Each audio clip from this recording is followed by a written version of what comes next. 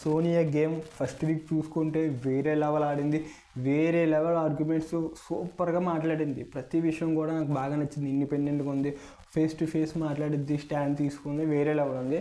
At second week ఎప్పుడైతే పృథ్వీ బాగా grade అంటే పృథ్వీ నిఖిల్ కూడా ఏదో పెద్దోడు చిన్నోడు అన్నట్టు ఉందో ఒకసారిగా గేమ్ డైరెక్షన్ అయితే మారిపోయింది. నాకు అనిపించింది పర్సనల్గా. మీకు అనిపించిందో లేదో నాకు తెలియదు కానీ అంటే తను వీళ్ళ ముగ్గురితోనే ఎక్కువ ఉంటున్నట్టు, ఎక్కువ చిట్ చాట్ లైక్ గేమ్ పరంగా పక్కన పెడితే అంటే నిఖిల్ క్లాన్ చీఫ్గా 3 వారాల నుంచి ఉంటున్నాడు కాబట్టి సో తనకు అది బెనిఫిట్ అయింది. అండ్ అంతేకాకుండా రెడ్ ఎగ్ ఇవ్వడం వల్ల నాగార్జున గారు అడిగారు.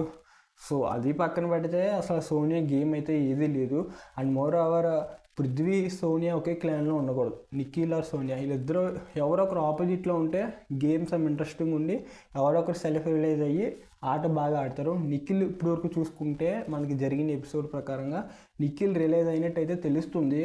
సో చూడాలి ఈ వారం కూడా అమ్మ తల్లి అంటాడా లేకపోతే మంచిగా ఆట అలా పెంచుతాడన్నా చూడాలి. ఎందుకంటే నిఖిల్ కూడా one of the strong contestant. ఎలాంటి టాస్క్లు అయినా 100% ఇస్తాడు.